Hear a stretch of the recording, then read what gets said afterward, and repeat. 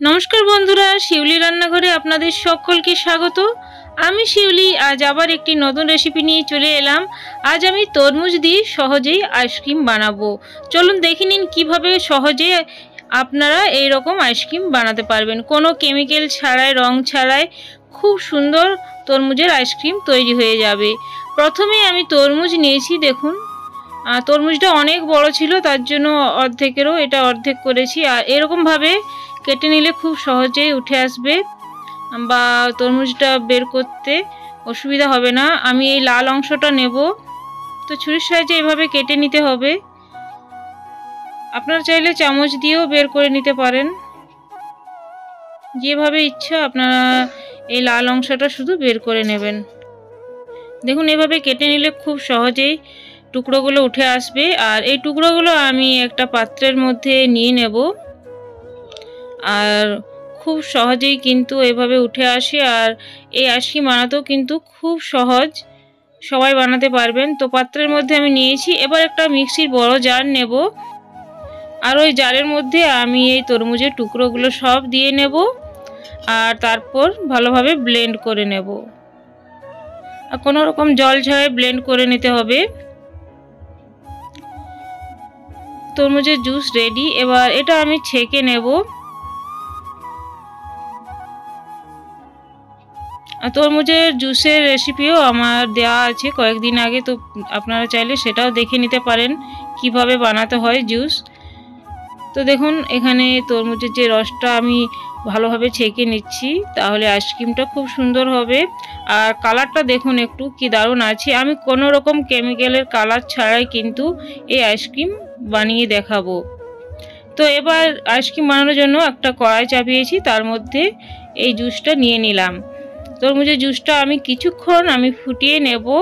তো আমি এখানে চিনি দিয়ে নেব স্বাদ মতো, কারণ তরমুজটা যেমন মিষ্টি থাকবে সেই হিসাবে চিনিটা দিয়ে নিতে হবে। এখানে আমি হাফ বাটি চিনি দিলাম। আর চিনিটা ভালোভাবে মিশিয়ে নেব। কিছুক্ষণ সময় নিয়ে এভাবে মিশিয়ে নিতে হবে, খুব বেশি একটা সময় লাগবে না। আর এখানে আমি 1 চামচ কর্নফ্লাওয়ার নিয়েছি। আর এই কর্নফ্লাওয়ারটা আমি একটু পরিমাণ জল দিয়ে ভালোভাবে গুলিয়ে নেব।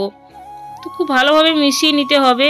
আর এটা কখনোই ডাইরেক্ট দিতে যাবেন না, আগে জলে গুলে তারপর আপনারা ওই জুসের মধ্যে দেবেন। তো এটা দিলে আইসক্রিমটা যেটা বানাবো সেটা বরফের মতো লাগবে না, আইসক্রিমের মতো লাগবে। তো তার জন্য এই কর্নফ্লাওয়ারটা দেওয়া। তো এবার দিয়ে নেব। এভাবে দিয়ে নিলে খুব তাড়াতাড়ি ঘন হয়ে যাবে। এটা দেওয়ার পর মোটামুটি 1 থেকে 1.5 মিনিট রান্না করলেই হবে বা ফুটিয়ে নিলেই হবে। আর খুব ভালোভাবে প্রথমে মিশিয়ে নেবেন। এটা দেওয়ার পর নিচে লেগে যাওয়ার একটা ভয় থাকে, তার জন্য অনবরত নাড়াতে থাকবেন। আর কিছুক্ষণ নাড়িয়ে বা একটু ফুটিয়ে আর গ্যাসটা অফ করে নেবেন। গ্যাস অফ করার পর পুরোপুরি এই যে মিশ্রণটা এটা ঠান্ডা করে নিতে হবে। তো দেখুন রেডি হয়ে গিয়েছে। আমি গ্যাস অফ করে দিলাম। এবার এটা আমি ঠান্ডা করে নেব কিছুক্ষণ সময় নিয়ে। দেখুন একেবারে ঠান্ডা হয়ে গিয়েছে। আর ঠান্ডা হওয়ার পর কিন্তু আরও ঘন হয়ে গিয়েছে, দেখেই বোঝা যাচ্ছে। এবার আমি একটা মোল্ড নিয়েছি আইসক্রিমের। আপনারা চাইলে কফি কাপও বানাতে পারেন। আমি কফি কাপে কিভাবে আইসক্রিম বানাতে হয় সেটা দেওয়া আছে। আমি একটা কুলফির আইসক্রিমে দিয়েছি, সেই একই সেম পদ্ধতিতে কিন্তু বানানো যাবে। তো আমি এগুলোর মধ্যে প্রত্যেকটা মোল্ডের মধ্যে দিয়ে নিচ্ছি। আপনাদের কাছে যেরকম থাকবে সেই এরকম মোল্ড নিয়ে নিতে পারেন। তো বন্ধুরা এই রেসিপিটা যদি আপনাদের ভালো লাগে তো প্লিজ লাইক শেয়ার কমেন্ট করবেন, সাবস্ক্রাইব করে আমার পাশে থাকবেন, পাশের বেলটা প্রেস করে অল করে রাখবেন। নিত্য নতুন রেসিপি সবার আগে পেয়ে যাবেন। পুরনো বন্ধুদেরকে অনেক অনেক ধন্যবাদ আমার পাশে থাকার জন্য, এগিয়ে যেতে সাহায্য করার জন্য।